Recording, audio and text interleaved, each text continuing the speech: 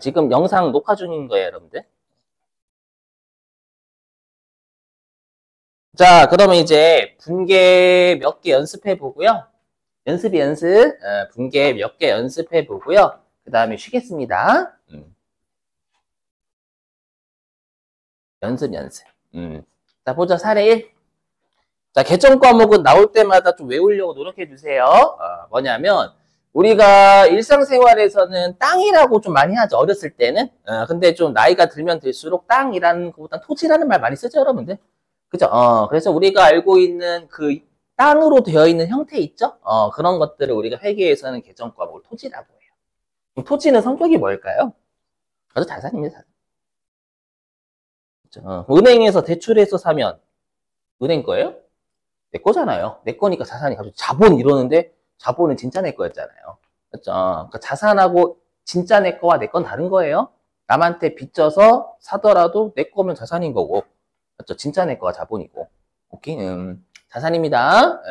자, 그래서 이렇게 내는 거예요. 일단 날짜는 무시하고요.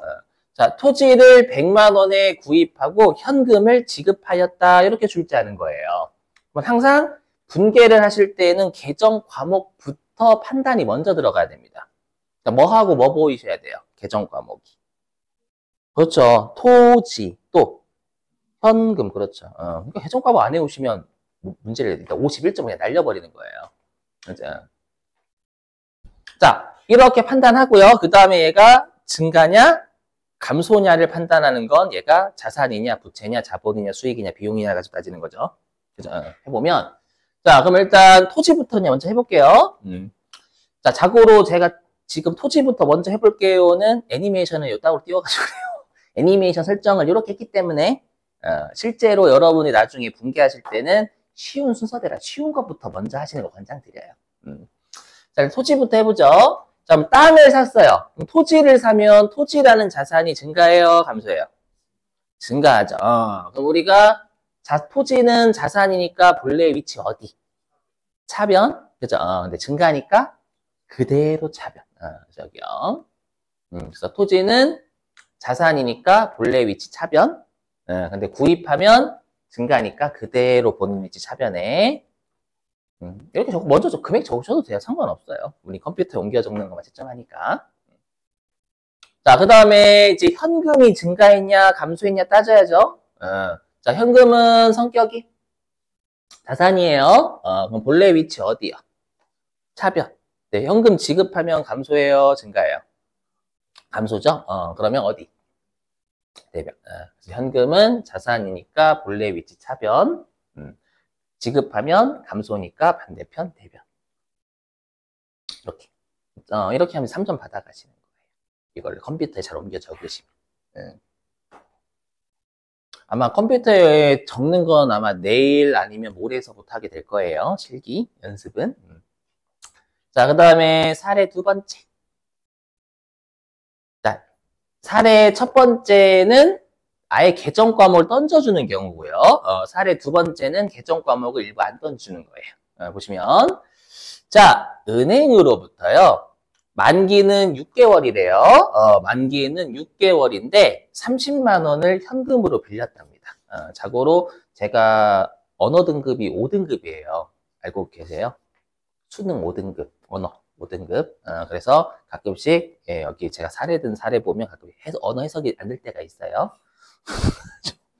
그냥 양해해 주시고 또 비웃으시는 거예요.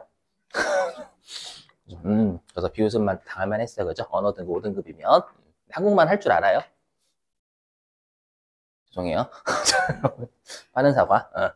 자, 그럼 해보죠. 그럼 지금 일단 개정 과목부터 판단해야 돼요. 일단 눈에 들어오시는 개정 과목 뭐 있어요? 어쩌 현금. 그죠? 머니는 항상 짱이에요. 현금. 그 다음에 빌린 개정 과목은 없어요. 어저께 그 밑줄 쳐져 있는 개정 과목 외우고 계셨나요? 어저께 유인물 3페이지에 밑줄 쳐져 있는 거. 제발. 이소라가 불러요, 제발. 이승기가 불러요, 제발. 이거 다 여러분들한테 도움 되는 거잖아요. 뭐냐면, 내가 이제 남한테 돈을 빌리면, 이때는 차입금이라고 해요. 그죠? 암기 반드시 들어가셔야 돼요. 그럼 차입금은 성격이 뭐였죠? 아주 부채였어요. 부채. 예, 다만 6개월이니까 단기 차입금 이렇게. 했죠. 우리 어저께 1년 이내면 단기고 1년을 초과하면 장기다라고 했죠. 그래서 단기 차입금이라는 개정 과목이 들어온다라는 겁니다. 그리고 단기 차입금은 어제 부채였죠. 요거 계셔야 돼요, 무조건. 돈 빌렸으면 원금 이자를 갚아야 될 의무니까 부채. 그죠? 뭐부터 떴냐? 현금부터 떴냐? 현금부터 해볼게요. 자, 현금을 빌렸어요, 은행한테. 그럼 현금이 증가해요, 감소해요? 그렇죠, 증가해야죠. 돈을 빌렸는데 현금을 감소하면 이상한 거예요, 여러분들. 기부천사 아니야? 그렇죠.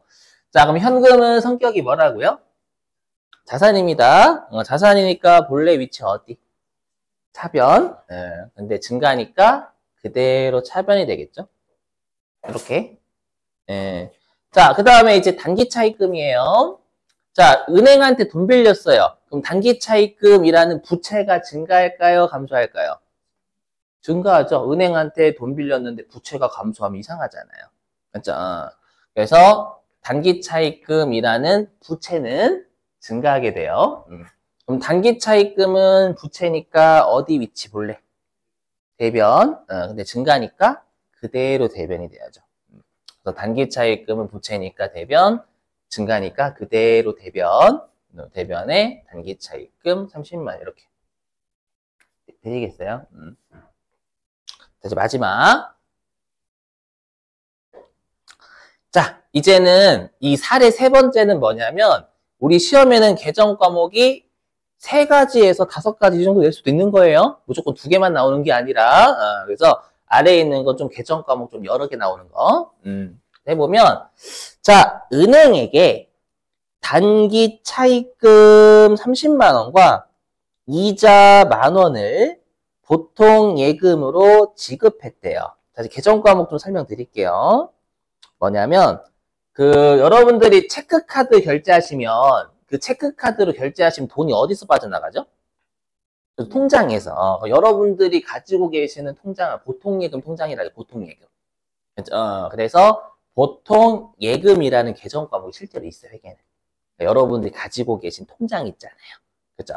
돈 인출되는 통장, 그걸 보통예금이라고 해요. 그럼 보통예금은 성격이 뭘까요? 자산이에요, 자산. 맞죠? 내가 은행한테 돈 빌려서 보통예금 통장에 넣으면 은행 거예요? 아니잖아요. 그죠? 그래서 보통예금 자산입니다. 자, 그럼 해석하면 일단 은행한테 내가 이제 만기는 1년 이내, 1년 이내로 30만 원 빌린 거 있죠? 그것을 일단 갚은 거예요, 원금. 이해 되시겠어요?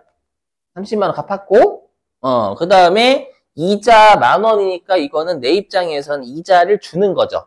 그럼 이때 개정 과목 좀 외워주셔야 될 게, 요렇게 우리가 남한테 돈을 빌렸잖아요. 남한테 돈을 빌렸을 때 우리가 주는 이자를 개정 과목을 이자 비용이라고 해요.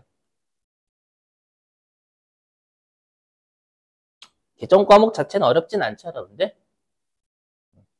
이자 비용은 성격이 뭘까요? 비용이에요, 비용. 이자 비용 내면 여러분 그냥 쓰는 거잖아요, 쓰는 거. 그래서 이자 비용은 비용입니다. 이렇게, 자, 그러면 이제 개정 과목이 몇 개인 거예요? 그렇죠, 3개입니다. 단기 차입금 하나, 그 다음에 보통예금 둘, 그 다음에 이자 비용 셋. 그러면 이 3가지를 전부 다 증가 감소를 다 판단하셔가지고 다 기록해야 됩니다. 여러분들이 오해하시는 게 회계는 절대 퉁쳐서 하면 안 되고 분계를 개정 과목별로 다 끊어야 돼요. 개정 과목이 혹시라도 4개 나왔으면 4개 다 끊어야 됩니다. 근데 증가 감소 판단해가지고요. 뭐 하나하나씩 해보죠. 뭐부터 나오나? 해볼게요. 단기 차입금부터 먼저 해보겠습니다. 자, 단기 차입금이 아까 성격이 뭐였죠? 그렇죠. 부채였어요. 그럼 지금 단기 차입금 30만 원 지급했으면 이거 빌린 거 갚았잖아요. 그럼 부채가 증가해요? 감소해요? 그렇죠. 감소하겠죠. 그럼 단기 차입금은 부채니까 어디? 대변. 감소니까 차변. 얼마로 감소해요? 그렇죠. 30만 원이라고 하시면 31만 원 아니에요? 왜 단기 차입금은 빌린 원금은 30만 원밖에 없으니까. 그래서 단기 차입금은 부채니까 대변, 감소니까 반대편 차변이고 금액은 30만 원. 이렇게. 자, 그 다음에 이제 이자 비용입니다. 자, 이자 비용은 10,000원을 지급했으니까 조심하실 게 여러분들 이거 이렇게 생각하는 분들 계신다? 이자를 줬기 때문에 돈이 나갔으니까 이자 비용이 감소했다라고 하는 분들이 진짜 많아요. 근데 그거는 이자 비용을 현금 계정과목 생각하신 거예요. 그러니까 회계는 그 나간 게 현금이 들어오고 나갔다. 요걸로만 현금 증가 감소를 판단하는 거지 다른 계정 과목이 지급됐다 또는 들어왔다라고 했는데 그걸 현금으로 적용하시면 안 된다라는 거예요. 그냥 이자 비용이 증가했냐 감소했냐 그걸로 판단하셔야 되는데 그 이자 비용 현금에 집어넣으면 큰일 납니다. 자, 그럼 지금 이자 비용이 증가한 거예요? 감소한 거예요? 증가한 거예요. 지급했다라고 해가지고 여러분들이 지급했으니까 돈 나갔으니까 감소네. 이건 현금이 감소하더라고요. 그럼 안 된다라는 거예요. 이자 비용이란 비용은 증가한 거예요. 여러분들 이자 비용 내면 비용이 증가했겠네 이 생각하실 거 아니에요. 그죠? 자, 그래서 이자 비용은 비용이니까 본래 위치 어디? 차변. 증가하니까 그대로 차변 또는 우리 그 시험 목적상은 비용과 수익은 발생했다라고 표현하는 게 좀 더 좋아요.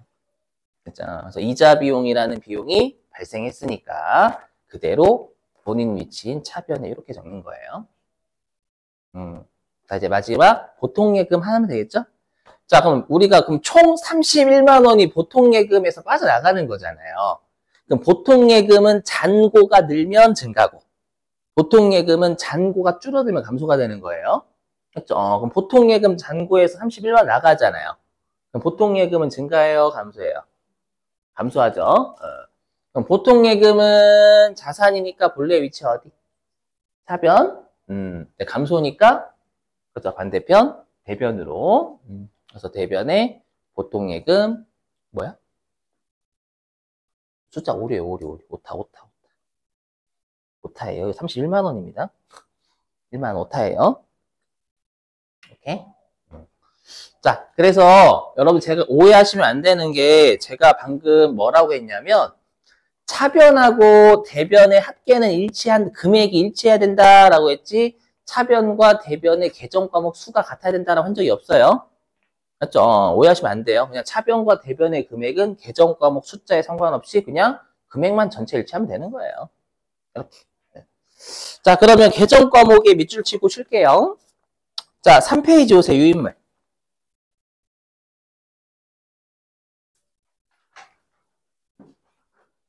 자, 3페이지에 11시 방향으로 오세요. 자, 3페이지 11시 방향으로 오시면 혹시 자산 쪽 있죠? 좀 내려가시면 중간쯤에 혹시 어디 있냐? 제품이라고 제품? 제품도 자산이겠죠? 회사가 만든 거. 내 자산. 자, 그래서 제품은 전부 밑줄. 판매할 목적으로 제조하여 만든 물건에 밑줄 쳐주시고 그 다음에 제품 아래에 원재료 있죠? 원재료도 자산이다라는 거 암기해 주셔야 돼요. 자, 밑줄 전부 다. 제품을 제조할 목적으로 구입한 원료 또는 재료 합쳐서 원재료라고 한다라는 거예요. 암기해 주시고 그 다음에 원재료 아래에 토지라고 있죠. 자, 토지 전부 다 밑줄. 영업 활동을 위하여 소유하고 있는 땅. 우리가 회계에서는 토지다라고 하고 방금 했던 세 개는 자산이다라는 것까지 암기하셔야 위치를 판단할 수 있겠죠. 자, 그 다음에 어디였냐면 맨 아래 3페이지 맨 아래 7페이지 아니고 7시 방향이에요. 자, 7시 방향에 동그라미 5번 비용이라고 보이세요? 비용. 자, 비용에서 5번째 칸 보시면 이자 비용이라고 있을 거예요. 그건 어디서부터 밑줄 치시냐면 중간에 돈을 빌리고 지급하는 이자. 은행한테 빌리든 뭐 남한테 빌리든 빌렸잖아요. 그래서 돈을 빌리고 지급하는 이자를 이자 비용이라고 하고요. 이자 비용은 비용이니까 차변, 요거까지 생각해 주셔야 된다는 거예요. 자, 쉬셨다가 10시 40분에 2교시 하겠습니다. 쉬시죠.